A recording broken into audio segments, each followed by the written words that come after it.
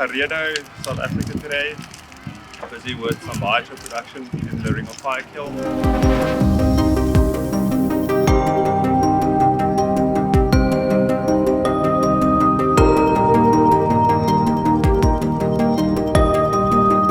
So the main problem that we're trying to address here is that farmers need to clear invasive trees from the land.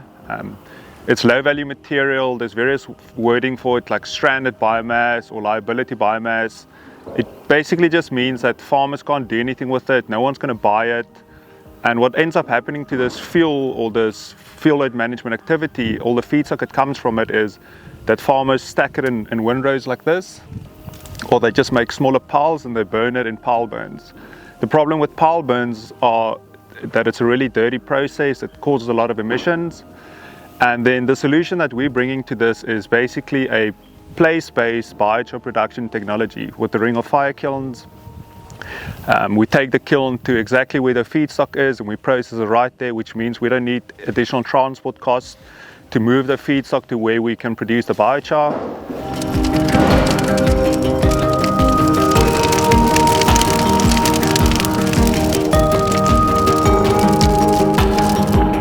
Step back a bit, keep it there. Step back a bit, keep it there.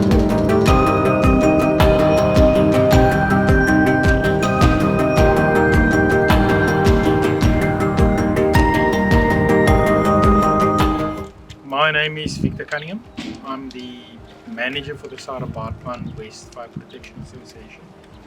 We are right in the middle of the fire management unit of the CHARR West FPA, which is called the South Coast, which basically comprises the areas, parts of the Sekama, Palmietvlei, Clarkson.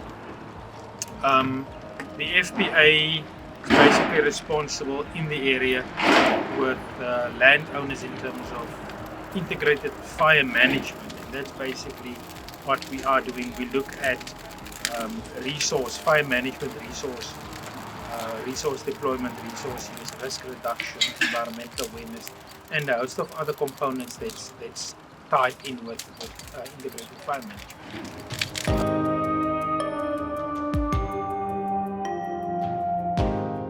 Invasive species, this is actually a high fire risk area, so invasive species poses quite a threat to landowners and their existence. Their farming activities also pose a serious threat to biodiversity. So as part of integrated fire management, we are looking at, if one can call it, innovative ways and means to reduce fire risk.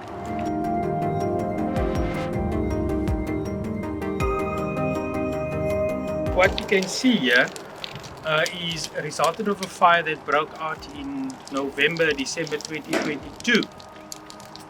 So there's a lot of feedstock residue because of the fire that went through the area. It's heavily infested with invasive species, but the farmers obviously is mindful of the threat that it holds, not only to his property but also to adjacent properties. We've got plantations around us, we've got other landowners with its small-scale farmers in residential areas. So the idea is to try and manage what you have on your property and do it sensibly.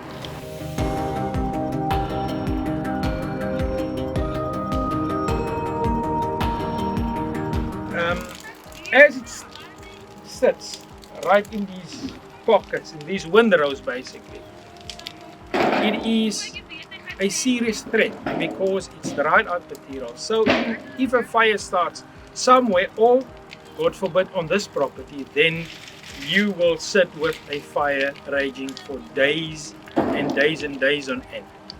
So in that respect, we approached the farmer and said, listen, because we are mindful and of this threat to your property and to that of others, and with especially in a high fire risk area like this, we said let's look at what we can do to assist you, because obviously it costs money to clear an area.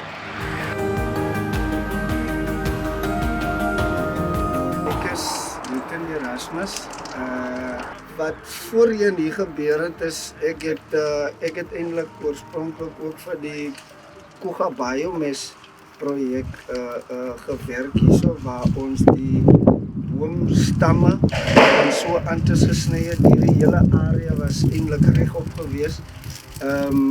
Ons het so 'n paar van dit uitgesny, maar ons kon nie alles hê weens die oppervlak van die grond was bietjie baie nat gewees, so ons het gesukkel met ons masjinerie en daai tipe van goede, maar aan die einde van die dag het die oom van die plaas sy oorspronklike idee was hy wil lande hier hê, en dis hoekom ons vandag sien die wat nou bymekaar gestoot is deur die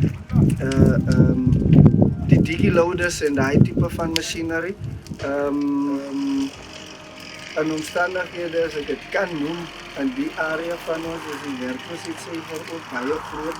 So van ons is eintlik baie dankbaar teenoor wat die projek vir ons gebring het, want at least ons het nou daarin iets om te eet en iets om vir die kinders te gee wat skool moet gaan en al die tipe van goedjies.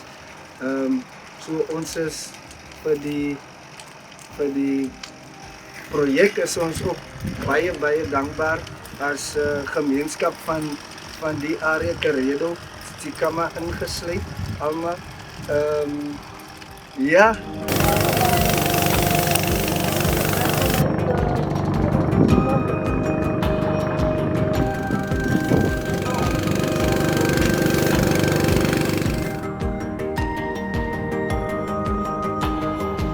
Part of the problem for landowners is that all of this costs money. So to clear the fuels and to stack it is a process in itself, and it costs money. And for landowners to produce biochar, they need funding. So what we're trying to introduce now and how we want to scale out our projects is to bring carbon funding.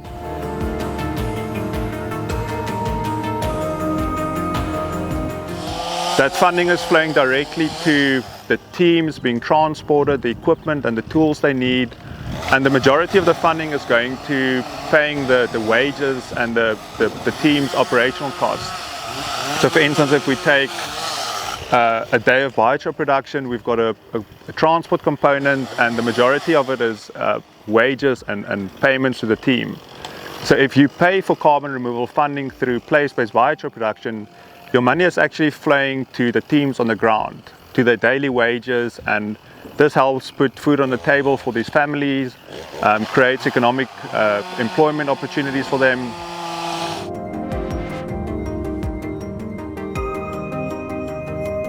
On top of that, we've got all the other co-benefits like water security, so cutting down invasive trees has a significant impact on water resource availability in the area, as well as for biodiversity.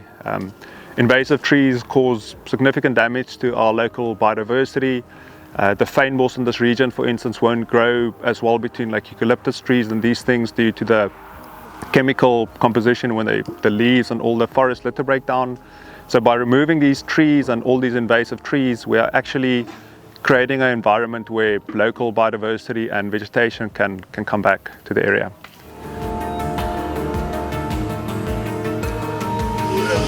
Om te sê, nee, thumbs up, ons van die vanaf.